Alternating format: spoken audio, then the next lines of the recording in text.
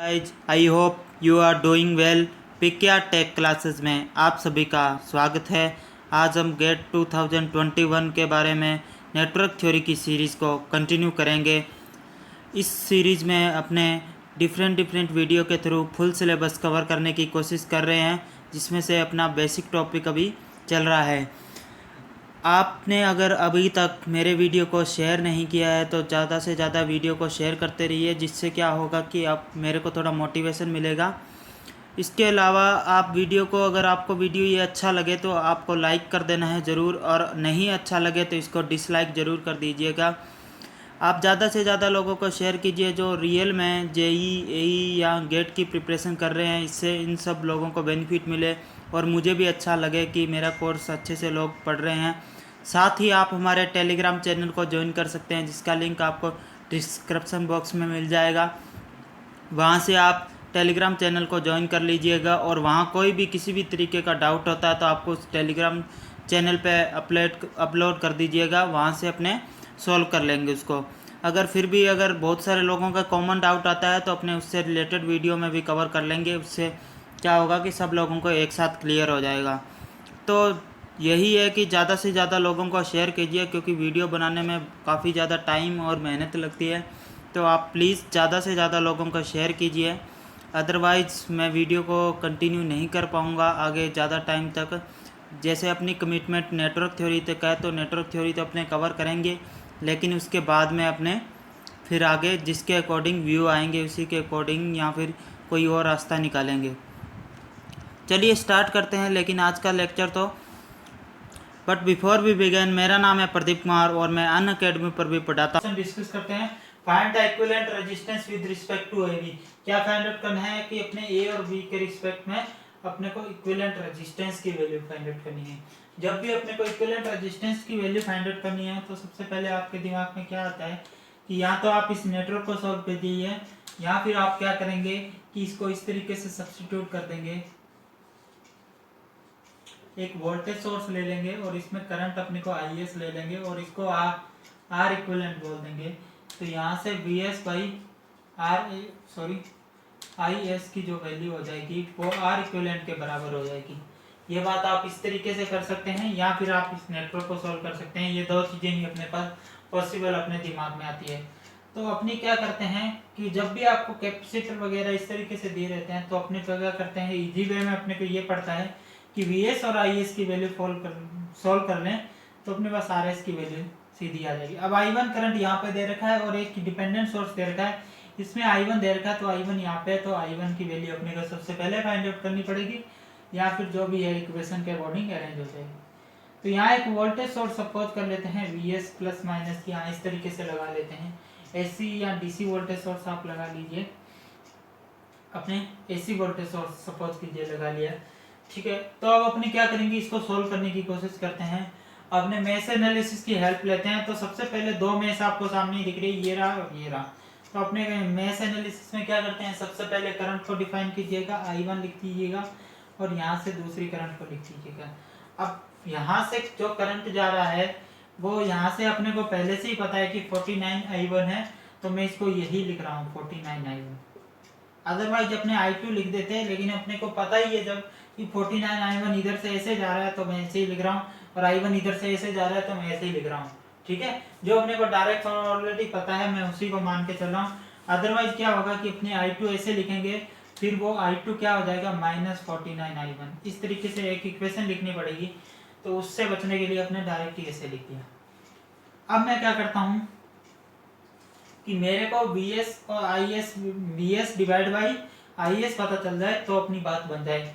IS यहाँ क्या है, I1 है, तो VS जो वोल्टेज सोर्स है कोई दिक्कत वाली बात नहीं है, लेकिन I1 अपने को पता निकालना है।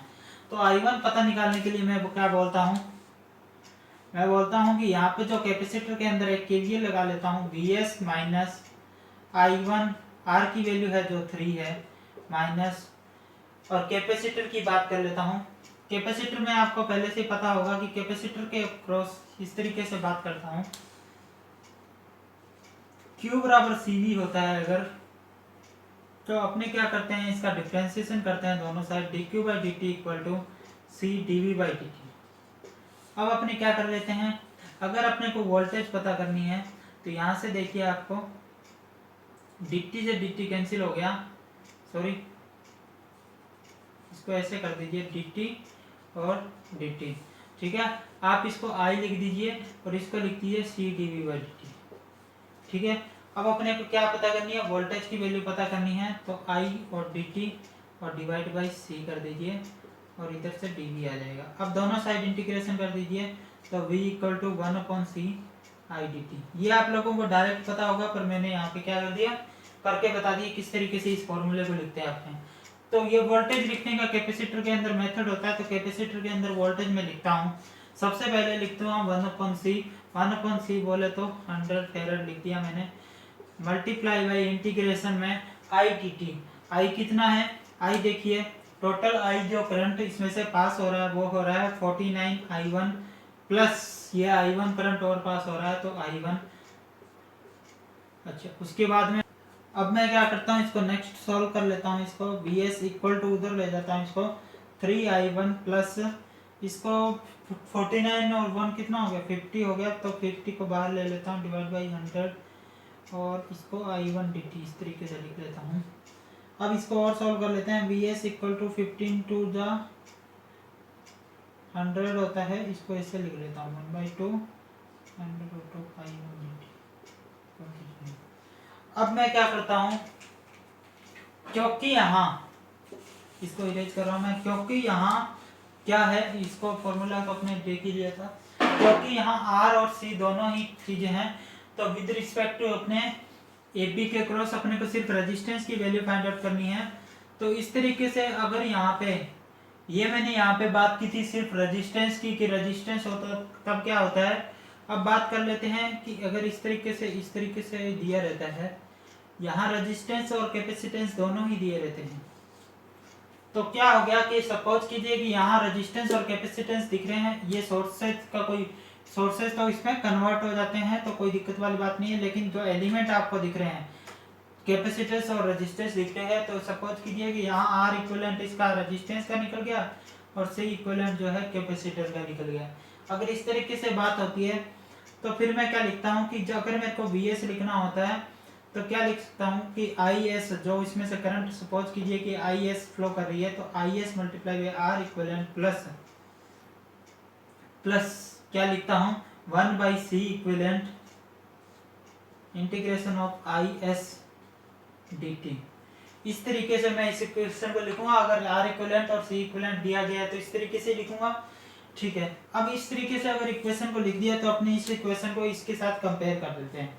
क्या बोलते हैं कि Vs सेम ही है, I1 और Is जो यहाँ से करंट फ्लो करेगी वही तो है, और इसके अलावा 3 यहाँ पे दिख रहा है, तो इसका मतलब यहाँ से कंपेयर करने से पता चल गया कि R इक्विवेलेंट की वैल्यू है जो 3 ओम है, वो अपने को डायरेक्ट ही पता चल रही थी। रेजिस्टेंस की वैल्यू तो 3 ओम है। अगर अपने को कैपेसिटेंस की वैल्यू पता करनी है, कैपेसिटेंस अपने पास कितने थे, 2 थे। यहाँ आप ऐसे कर लीजिए कि रेजिस्टेंस की वैल्यू तो आप डायरेक्ट ही बता देंगे, कैपेसिटेंस की वैल्यू निकालिए, कैपेसिटेंस की वैल्यू निकालिए, क्योंकि रेजिस्टेंस की वैल्यू तो रेजिस्टेंस एक ही है, तो आप डायरेक्ट ही बता देंगे। बात किसकी है, सी इक्विवेलेंट की बात है कि सी इक्विवेलेंट कितना निकालना है। तो सी इक्विवेलेंट के लिए अपने क्या करेंगे, सी इक्विवेलेंट यहाँ पे देखेंगे कि इसके साथ कंपेयर करेंगे तो सी इक्विवेलेंट की वैल्यू आ गई 2 ओम, 2 फेरेड आएगी ना सी इक्विवेलेंट की वैल्यू। तो अपने को क्या था कि रेजिस्टेंस तो एक ही था, तो अपने डायरेक्ट ही सोल्व कर लिया, लेकिन जो कैपेसिटर थे वो 2 थे, तो उसको यहाँ तो आप इसको पैरेलल सीरीज कॉम्बिनेशन सॉल्व कर सकते थे, लेकिन वो अपने को यहाँ दिख नहीं रहा पैरेलल सीरीज कॉम्बिनेशन, तो अपने इस तरीके से इसको सॉल्व किया। तो ये भी तरीके से है। आज तक अपन ने जो क्वेश्चन किए थे वो यहीं तक थे, जिनमें सिर्फ R रेजिस्टेंस दिया होता था, तो R रेजिस्टेंस से अपने इस तरीके से अपने निकाल लेते थे। आज जो अपन ने क्वेश्चन किया है उसके अंदर C इक्विवेलेंट भी दिया रहता है, तो इस तरीके से करेंगे। अच्छा, अब एक और एक्सटेंशन कर देते हैं अपने इसके अंदर। अगर L भी इक्विवेलेंट दिया रहता है, हो सकता है कल को L भी आ जाए, तो अपने पास क्या होता है कि सी देखिए यहाँ 2 दिए होते हैं, इस तरह से पैरेलल में L भी दिया हो सकता है, या फिर यहाँ भी बीच में L आ जाए। तो क्या होता है कि इन तरीके से इसको कैपेसिटर और इसको तो अपने ऐसे तो कर नहीं सकते कि ये दोनों पैरेलल में, और इस तरीके से सॉल्व करना तो बहुत मुश्किल हो जाता है। तो अपने क्या है, इस अप्रोच को हमेशा आपको फॉलो करना है। इसमें क्या करते हैं, अपने L इक्विवेलेंट मान लेते हैं। अब L इक्विवेलेंट का वोल्टेज लिखना होता है अपने को, तो क्या लिखते हैं आपने, जिस तरीके से आपने लिखते हैं देखिए, वो भी आपको मैं वैसे लिख के बताता हूँ। जैसे अपने ये फॉर्मूला आपने ड्राइव किया था ना, उसी तरीके से अपने ड्राइव करते हैं।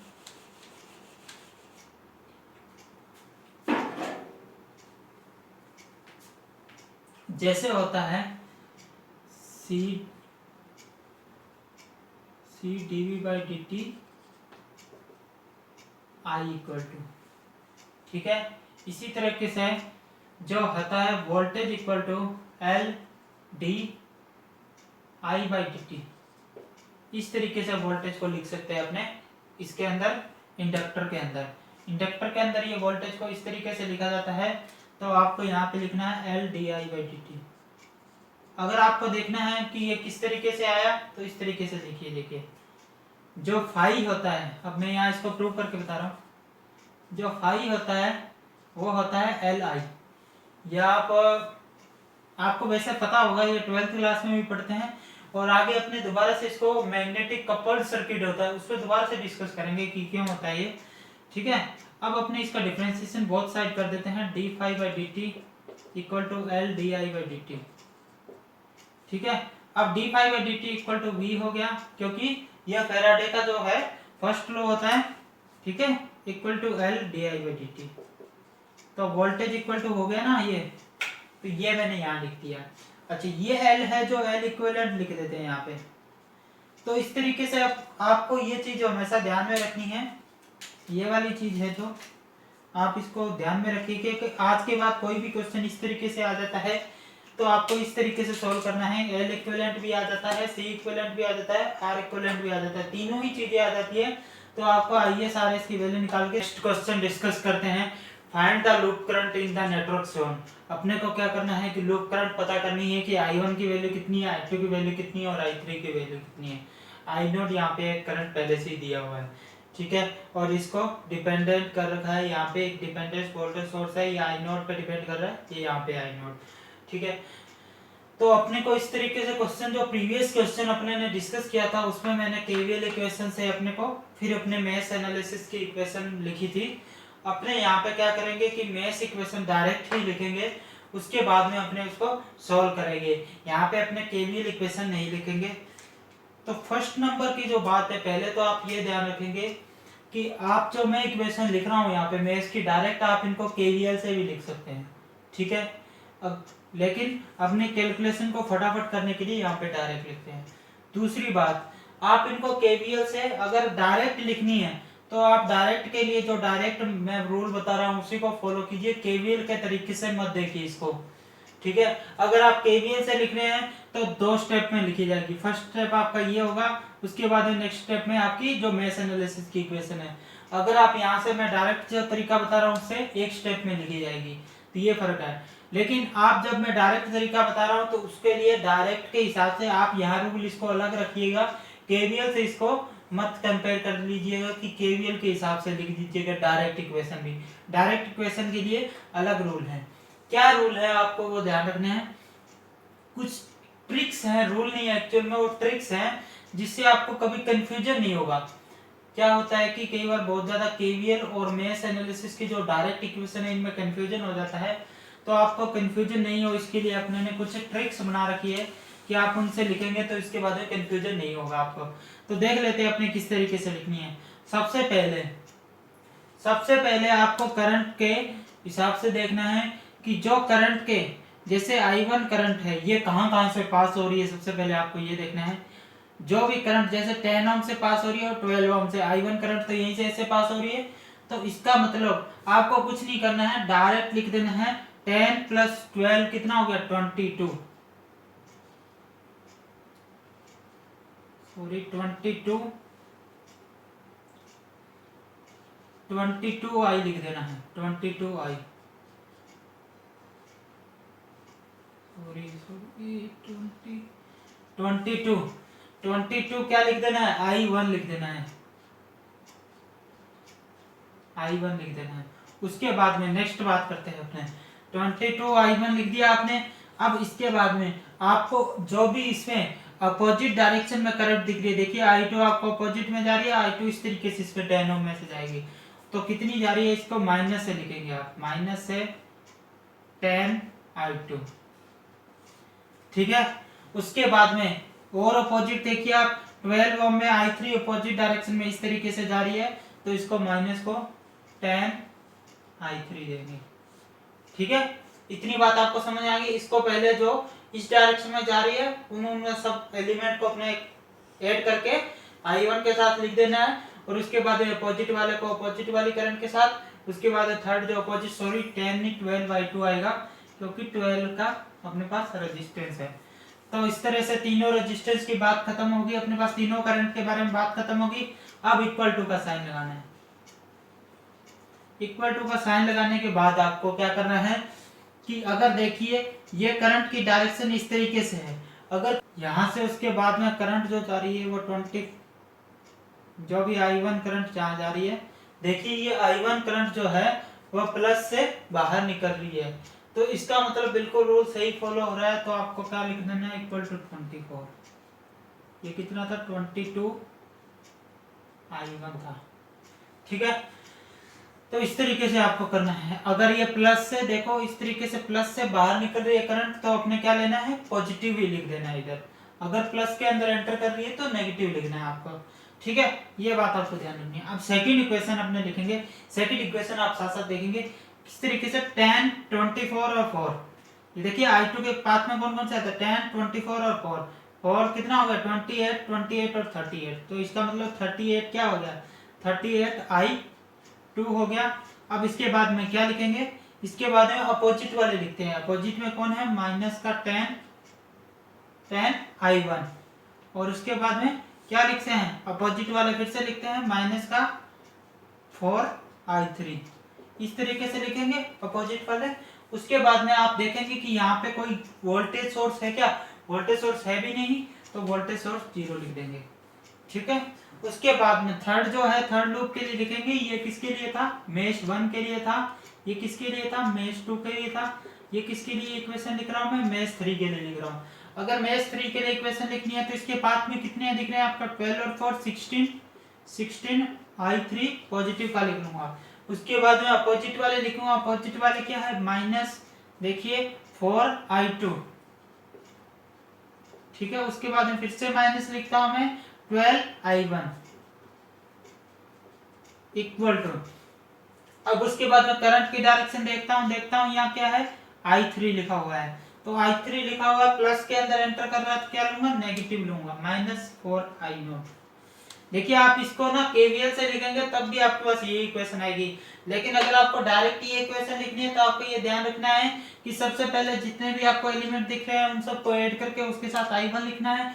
फिर अपोजिट वाले जो भी एलिमेंट हैं, अपोजिट करंट जिन एलिमेंट में फ्लो कर रही है उसमें अपोजिट करंट के हिसाब से माइनस लिख के और वो करंट लिख देनी है, माइनस लिख के और वो करंट लिख देनी है। प्लस से बाद में सोल्व करेंगे। अब इस इक्वेशन को सोल्व करने के लिए अपने पास i0 की वैल्यू एक्स्ट्रा है। देखिए i1 i2 i3 आ रहा है, सब में i0 की वैल्यू एक्स्ट्रा है, तो i0 की वैल्यू यहाँ से कैलकुलेट करते हैं। अगर i0 देखिए यहाँ डाउनवर्ड डायरेक्शन में है तो i0 इक्वल टू क्या हो जाएगा, डाउनवर्ड डायरेक्शन में कौन सी करंट है, i1 है माइनस i2, ये i0 की वैल्यू आ गई। अब i0 की वैल्यू यहाँ पे सब्स्टिट्यूट कर देंगे, 16i3 minus 4i2 minus 12i1 equal to minus 4i0। i0 की जगह वैल्यू सब्स्टिट्यूट कर रहा हूँ मैं, कितनी है i0 की वैल्यू, i1 माइनस i2। ठीक है, अब 16i3 minus 4i2 minus 12i1 equal to minus 4i1, minus minus plus हो गया 4i2। अब इसको एक तरफ कर लेंगे, i1 का टर्म मैं पहले लिख लेता हूँ, -4 और इधर आके प्लस हो जाएगा, कितना आ जाएगा, -8i1।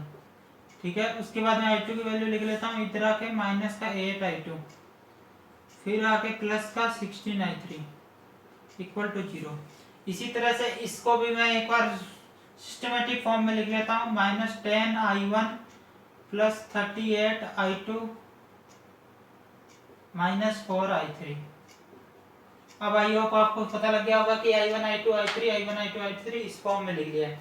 अब अपने क्या करेंगे, इसको सोल्व करते हैं। सोल्व कैसे करेंगे, जब भी तीन इक्वेशन है तो आपको तीन वेरिएबल जब भी आपको दिखते हैं तो आपको दो तरीके होते हैं आपके पास, क्या, एक तो आप डायरेक्ट ही इन तीनों इक्वेशनों को सॉल्व कर लीजिए, जो कि अपना वो लंबा मेथड है। अपने दूसरा मेथड क्या होता है, अपने हेल्प लेंगे मैट्रिक्स की, और मैट्रिक्स में भी इसको मैट्रिक्स से बाद में किसमें कन्वर्ट करेंगे, डिटरमिनेंट में, और उसके बाद में क्रेमर्स रूल लगा देंगे।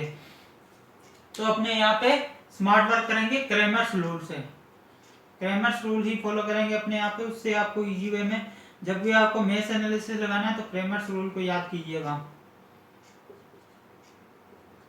मैं लिख रहा हूँ यहाँ पे, ये फर्स्ट इक्वेशन का हो गया, सेकंड इक्वेशन का -10, देखिए यहाँ से 38 -4 और -8 -8 16, और यहाँ से अननोन की वैल्यू लिखूंगा I1 I2 I3, और उसके बाद मैं कर दूंगा यहाँ पे कांस्टेंट की वैल्यू लिखूंगा 24, और सेकंड वाले में 0 है, थर्ड वाले में 0 है, ठीक है। फर्स्ट वाले में 24, सेकंड यहाँ भी 0, यहाँ भी 0, ठीक है। तो ये अपने पास क्या आ गया, मैट्रिक्स फॉर्म में इक्वेशन आ गई। अब अपने क्या करते हैं, इसको सॉल्व करते हैं। सॉल्व करने के लिए क्या करेंगे, क्रेमर्स रूल को फॉलो करेंगे। क्रेमर्स रूल के लिए क्या करते हैं, क्रेमर्स रूल बोलता है कि पहले जो मैट्रिक्स है इसको बोलता है, वो क्या बोलते हैं, डेल्टा। इस डेल्टा को सॉल्व कर लीजिए, इसको डिटरमिनेंट बना के, और उसके बाद में आप क्या कीजिए, del 1 del 2 del 3 की वैल्यू फाइंड आउट कीजिए। सारे रूल को अपने डिस्कस करेंगे। सबसे पहले डेल्टा की बात करूंगा, तो डेल्टा इक्वल टू कितना हो जाएगा, यहाँ पे देखिए 22 -10 -12 और -10 38 -4 -8 16, ये डेल्टा की वैल्यू अपने इस तरीके से निकाल सकते हैं। अब मैं इसको सॉल्व करूंगा, 22 multiply by 38 multiply by 16 minus minus minus plus plus plus 12 minus minus minus plus 10। देखिए यहाँ से इस तरीके से मैं सॉल्व कर रहा हूँ। आई होप आपको डिटरमिनेंट तो सॉल्व करना आता ही होगा। तो इस तरीके से कर दिया मैंने, 8 multiply by 4, minus minus plus हो गया, और माइनस माइनस फिर से माइनस माइनस प्लस हो गया, 10 मल्टीप्लाई बाई 16, और उसके बाद में लास्ट में लास्ट में लिख रहा हूँ -12 और 8 8 80 हो गया, माइनस का माइनस माइनस प्लस हो गया, प्लस और 38 मल्टीप्लाई बाई 8, ये आ गया आपके पास। अगर आप इसको सॉल्व कर लेंगे तो आपके पास इसकी वैल्यू आ जाएगी 6144, इतनी वैल्यू आ जाएगी आपके पास 6144। ये मेरे को याद है, वैसे ही मैंने, आप इसको सॉल्व कर लेंगे तो आपको इजीली आपको पता लग जाएगा, ठीक है। अब डेल्टा की वैल्यू आ गई अपने पास। अब मेरे को क्या करना है, I1 की वैल्यू निकालनी है, I2 की वैल्यू निकालनी है, और I3 की वैल्यू निकालनी है। तो इसकी वैल्यू क्या होगी, del 1 by delta, del 2 by delta, del 3 by delta, ठीक है। ये क्रेमर्स रूल होता है। तो डेल्टा की वैल्यू अपन निकाल चुके हैं, del 1 की वैल्यू निकालनी है। del 1 की वैल्यू किस तरीके से निकालते हैं, आपको इस मैट्रिक्स के अंदर जो ये फर्स्ट रो के अंदर ये अगर यहाँ पे इसको सब्स्टिट्यूट कर देते हैं तो del 1 की वैल्यू आ जाएगी किस तरीके से, 2400। देखिए मैंने सब्स्टिट्यूट कर दिया, सेकंड टर्म वैसे की वैसी रहेगी, 38 और -8 -12 तो -4 और 16। इसको सॉल्व कर लीजिएगा आप। 24 एक ही चीज इसमें सॉल्व करने वाली है, इस तरीके से मैं इसे सॉल्व कर रहा हूँ इसको। 24 38 multiply by 16 minus minus minus plus और फिर से माइनस हो गया 32, ठीक है। अगर आप इसको सॉल्व कर लेंगे तो इसकी वैल्यू आएगी ये, ठीक है। ये इसकी वैल्यू आ जाएगी, आप सॉल्व कर लीजिएगा, ठीक है। अभी del 1 की वैल्यू अपने पास आ गई। अब del 2 की वैल्यू अपने फाइंड आउट करते हैं। तो इससे पहले ये भी निकाल लेते हैं अपने, I1 की अगर मेरे को वैल्यू निकालनी है तो कितनी लिखता हूँ, del 1 बाई del 1 कितना है ये, और del कितना है 6144, और del की वैल्यू कितनी आ जाएगी, यहाँ से आप सॉल्व करेंगे, I1 की वैल्यू 2.25 वैल्यू आ जाएगी एम्पियर, ठीक है। ये आप कैलकुलेशन है, सॉल्व कर लीजिएगा। आराम से इसमें कैलकुलेटर यूज भी कर सकते हैं आप, क्योंकि गेट एग्जाम है, तो गेट एग्जाम में आप कैलकुलेटर यूज कर सकते हैं। ठीक है, उसके बाद में यहाँ से डेल टू की वैल्यू मैं निकालने की कोशिश कर रहा हूँ। डेल टू की वैल्यू कितनी आएगी? डेल टू के लिए मेरे को क्या करना होता है कि इस वाली रो को सेकंड में सब्स्टिट्यूट करना है। 22 और -10 और 8, ये -8 ये तो ऐसे कैसे रहेगा, फिर 24 और 0 0, ठीक है।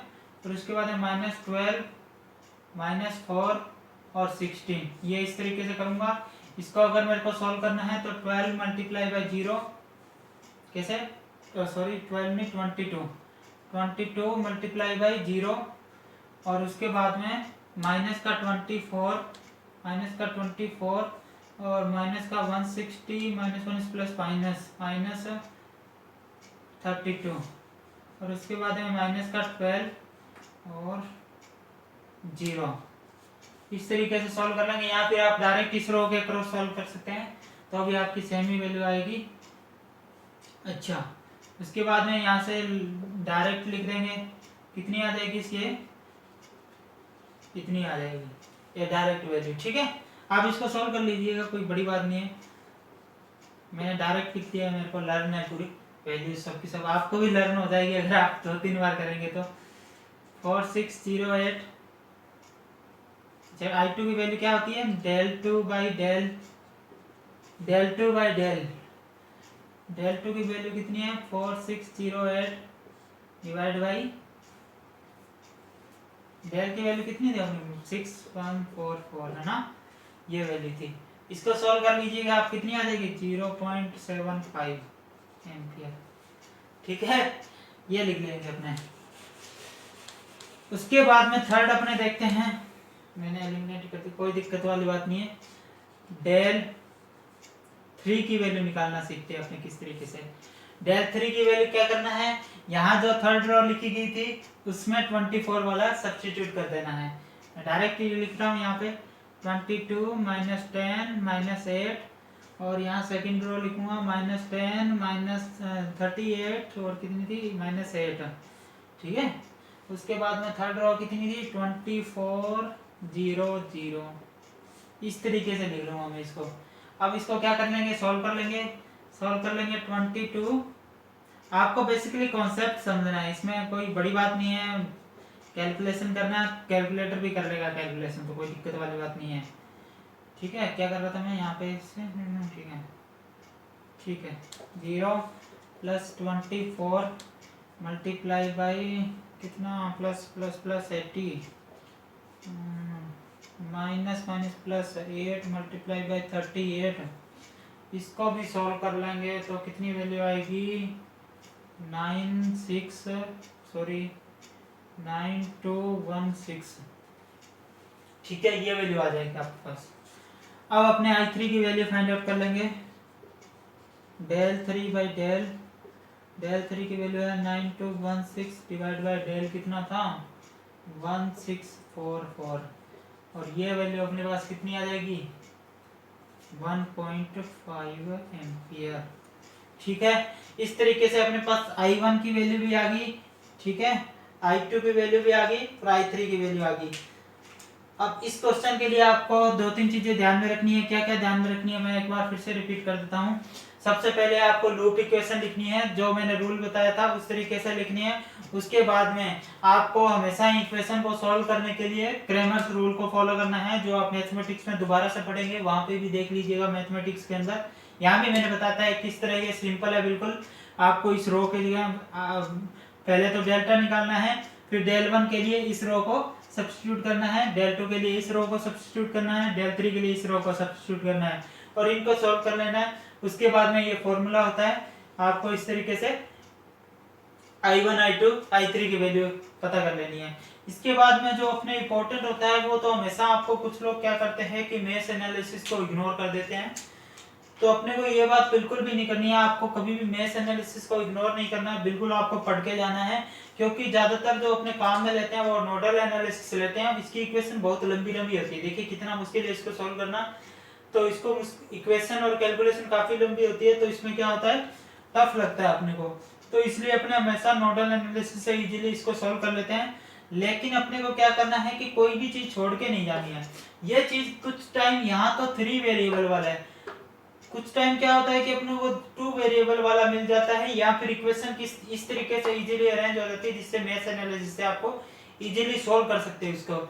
लेकिन आपका कभी भी पढ़ा नहीं होगा तो क्या होगा कि आप वहां पे भी नोडल लगाते रहेंगे, क्या पता वो क्वेश्चन नोडल से टफ पड़ता हो और मैथ से इजी पड़ता हो, तो अपने वहां पे मैथ एनालिसिस यूज कर सकते हैं ऐसे केस में। या फिर वो स्पेशली पूछ भी सकता है कि किस तरीके से कौन से रूल होते हैं, तो कौन सा बेस होता है, इस तरीके की चीजें पूछी जा सकती है। तो आपको कभी भी इसको छोड़ के नहीं जाना है, बिल्कुल आपको बिल्कुल अच्छे तरीके से। नेक्स्ट क्वेश्चन डिस्कस करते हैं।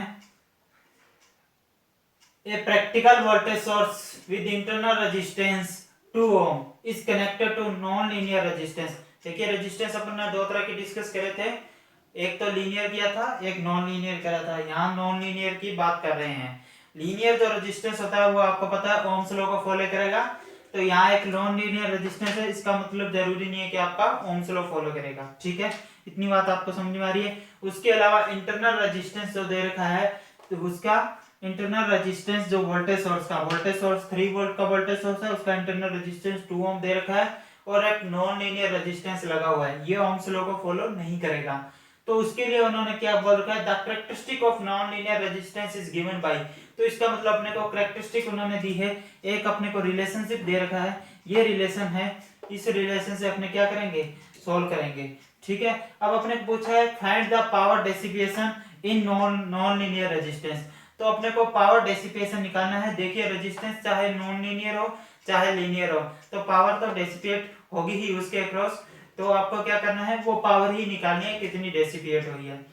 तो आपको क्या करना है, ये क्वेश्चन आपको असाइनमेंट में है, आपको सॉल्व करना है अच्छे से। क्वेश्चन मैंने बता दिया है किस तरीके से क्या चीज है, आपको इस क्वेश्चन को सॉल्व करना है। उसके बाद में आपको आंसर कमेंट बॉक्स में बताना है कि किस तरीके से इसका कितना आंसर होगा।